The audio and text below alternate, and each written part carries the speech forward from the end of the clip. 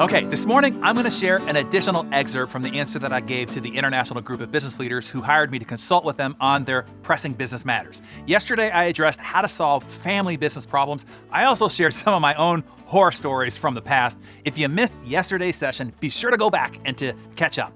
Today, I will share further details that I gave them about perpetuating this quote-unquote family mentality in your business.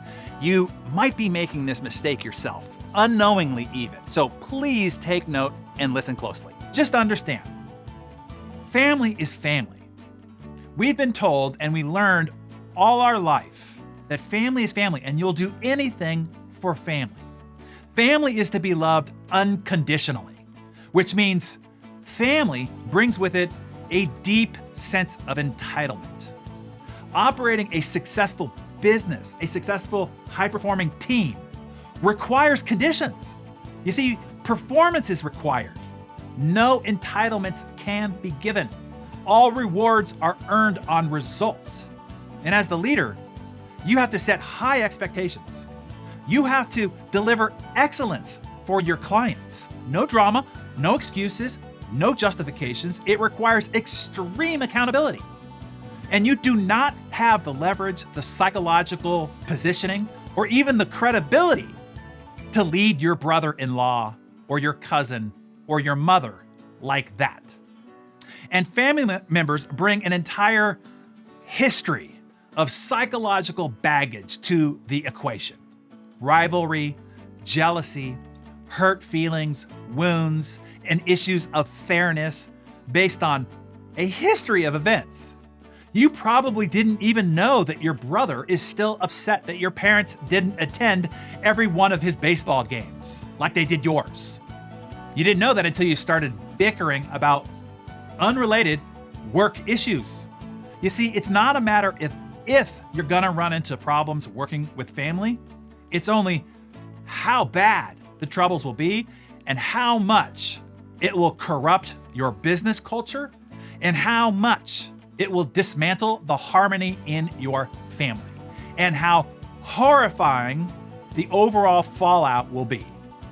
When you have to fire your nephew for insubordination or incompetence or lack of performance or poor attitude with clients or other team members, now the entire family feels like they're empowered to cast their opinion, to take sides, and to throw stones at the enemy. Who's the enemy? You. You will always be the enemy. You have little chance at ever being the hero, even if you are at the beginning, because you gave a family member a job. You gave them a chance. For a moment, you're a hero. But in the end, your chances of ending up the evil villain are overwhelming, as in nearly 100%.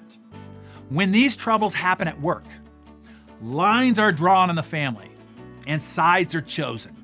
The family is now divided because of the work relationship between you and your family. Now the business comes to all the family functions, and the business relationship issues become the topics of conversations and gossip at the birthday parties, at the barbecues, at the reunions, and at the weddings. If you want a complete picture of how a family-run business turns into drama, backstabbing, and bloodshed, watch the Godfather series. That is a very real dramatization of how mixing family and business corrupts absolutely. And let me add this to the list of horrors of what could go wrong mixing the dynamics and dysfunctions of family into your business culture. Even if it all goes well, which has very little chance of doing so, you will be ruining all your other employees. Because employing family members will inspire hard feelings amongst the others. There will be a perceived nepotism. You've brought on your sibling or your cousin, and your team is well aware of it. Most days it might not be a big deal, but it will be when your family member starts getting recognized for their work, and things can quickly escalate to the point where others resent your family member for them taking advantage of their relationship with you. They're not going to say it to your face, but there will be people who believe that the sole reason for your relative's success is simply because they're related to you. Even if it's not true. That will be the default thinking tendency.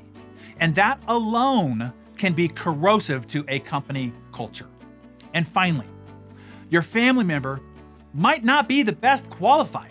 Sure, at the beginning when you just need anyone who's willing and can fog a mirror, but soon you're going to need real expertise and real veteran skills to take your business to the next level.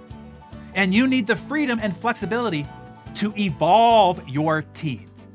The only way for your business to scale is by surrounding yourself with specialists in their respective field. You must have those who are qualified enough to help you move forward. If you have family members embedded into your organizational chart, this is going to pose a serious problem for you. And not just professionally and in your business, but personally. Hey, I get it. You can disagree with me. You can ignore all of what I just said and instead say to yourself, yeah, but my situation is different. Yeah, but my family is different. And you can go on and do what you're gonna do anyway. Certainly that is your choice. You are free to do as you wish. I am just giving you my experience and being as straight and as candid with you as I can be.